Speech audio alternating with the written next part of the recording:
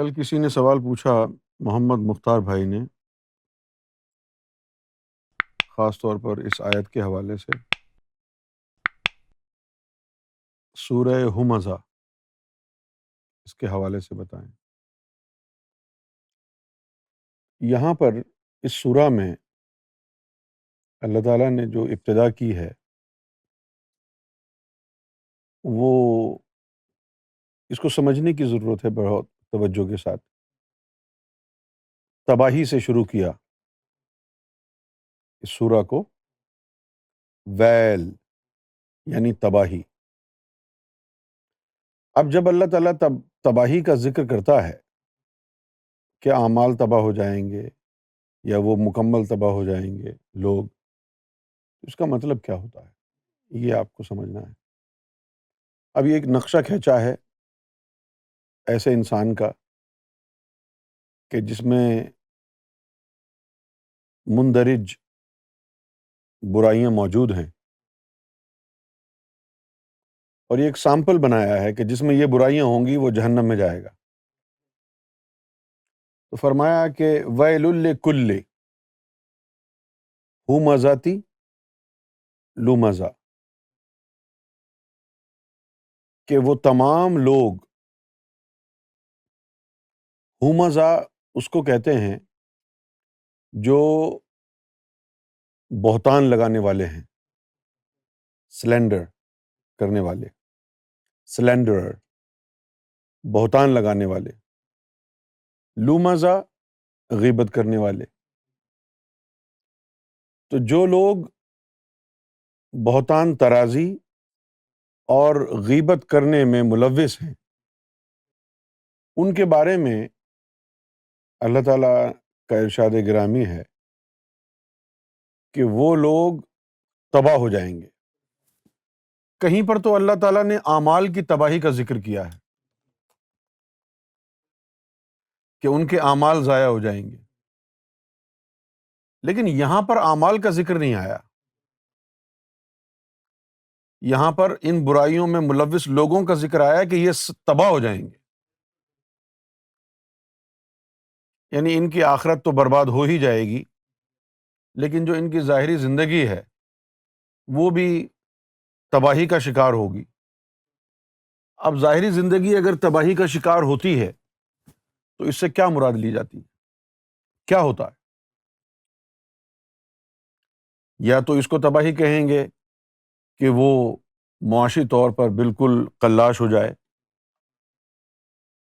معاشی طور پر بالکل کنگلا ہو جائے،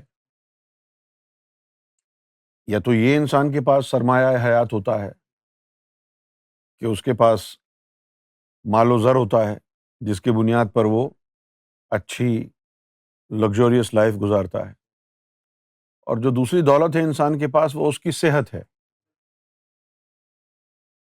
تو صحت کی جب بات آتی ہے تو انسان کے پاؤں میں تکلیف ہو سہ لیتا ہے، ہاتھ میں تکلیف ہو تو بھی سہ لیتا ہے، جسم کے کسی بھی حصے میں تکلیف ہو، درد کے باوجود، تکلیف کے باوجود سہتا رہتا ہے، اور باقی زندگی کے امور بھی چلتے رہتے ہیں۔ لیکن ایک تباہی ہے ذہنی توازن کھو دینے کی۔ اگر ذہنی توازن کھو جائے اس کا تو یہ اس کی شخصیت کی بربادی ہے، تباہی ہے۔ تو جو لوگ بہتان ترازی میں ملوث ہوتے ہیں اور غیبتیں کرتے ہیں، اب بہتان کیا ہے کہ کوئی چیز، کوئی غلط کام آپ نے نہیں کیا اور میں اپنی طرف سے من گھڑت کہانی بنا کے آپ کے اوپر وہ الزام تھوپ دوں، تہمت لگا دوں اور بدنام کر دوں سب میں کہ یہ ایسا ہے، اور وہ یہ کرتا رہے، تو پھر یہ اس کے لیے اللہ تعالیٰ نے فرمایا کہ تباہی ہے۔ اچھا، اب آگے جو اللہ تعالیٰ نے ارشاد فرمایا ہے کہ الذی جمع مالا وعددا، کہ وہ بندہ اپنا مال جمع کرتا رہتا ہے، تو معلوم یہ ہوا کہ اس شخص کو مالی تباہی نہیں ہوگی، مالی تباہی نہیں ہوگی، مال تو جمع ہوتا رہے گا۔ کوئی اور تباہی ہے، وہ میرا خیال ہے کہ جسمانی صحت کی تباہی ہے، ذہنی امراض میں مبتلا ہو جانا ہے، ایمان کا برباد ہو جانا ہے۔ اور حسبوا ان مالہ اخلدا، اور اس کا یہ خیال ہے کہ جو اس نے وہ مال جمع کیا ہے وہ ہمیشہ اس کے ساتھ رہے گا۔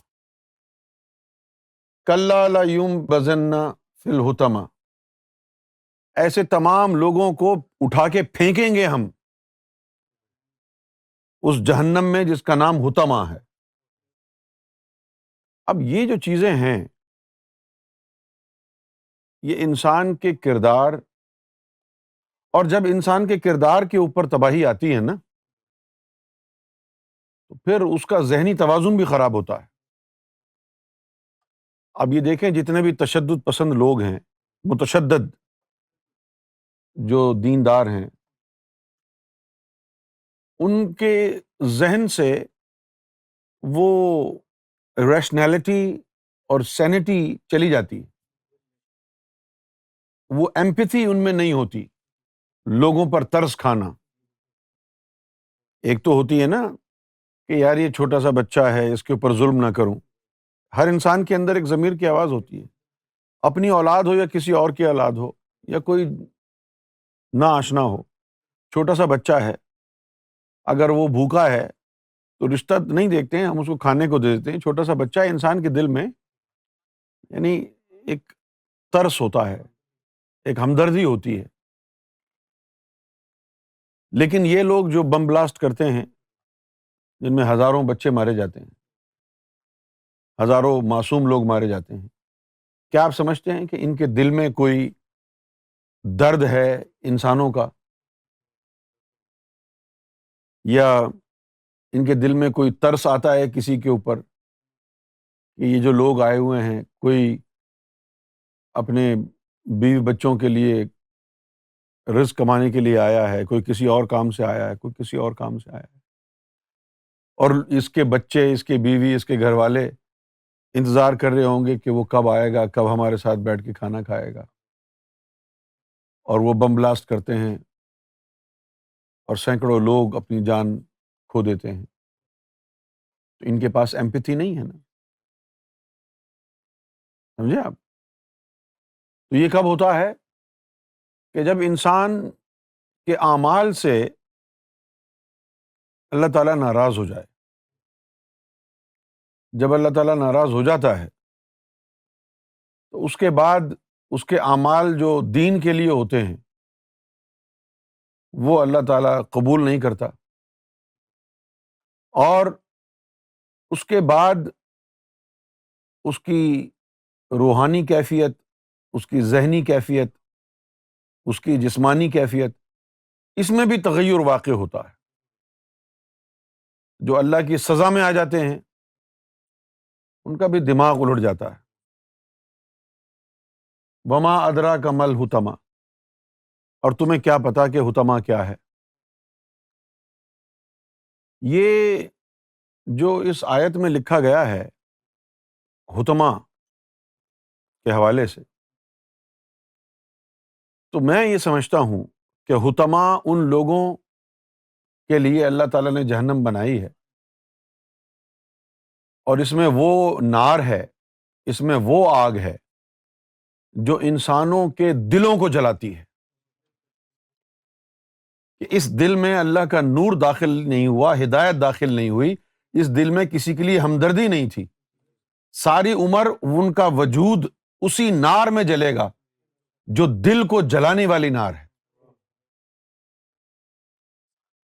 سرکار گوھر شاہی کی کرم نوازی ہے کہ سرکار نے دلوں کو روشن کرنے والا راستہ ہمیں بتایا ہے۔ دل جب منور ہو جاتا ہے تو انسان کے افعال، اعمال، ذہنی کیفیت سب درست ہو جاتی ہے، اور دل میں جب غلاظت آ جاتی ہے تو ایسے لوگ اپنی ذہنی امراض میں مبتلا ہو جاتے ہیں۔ اور میں نے بہت تحقیق کی کہ یہ لوگ جو دنیا میں جن کے جو ذہنی امراض میں مبتلا ہو جاتے ہیں، اس کی وجوہات کیا ہوتی ہیں؟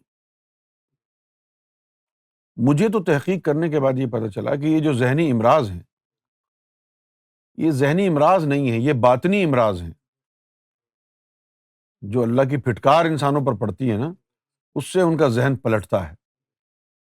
جیسے تکبر کا آ جانا، بغض و عناد کا، حسد کا بھر جانا، یہ جب اپنے عروج پر پہنچ جائیں تو پھر وہ آدمی لگتا ہے کہ انسان جیسا ہے. اگر اس کے مقابلے میں کسی خنزیر کو بھی کھڑا کر دیا جائے تو وہ خنزیر کے پاس بیٹھنا عام انسان جو ہے غنیمت سمجھے گا اور فوقیت دے گا کہ میں اس خنزیر کے پاس بیٹھ جاؤں اور اس بندے کے پاس نہ بیٹھوں جس کی زبان پر ہر وقت بہتان ہو، غیبت ہو، حسد ہو، بغض ہو، عناد ہو، صرف یہی بکواس کرے وہ.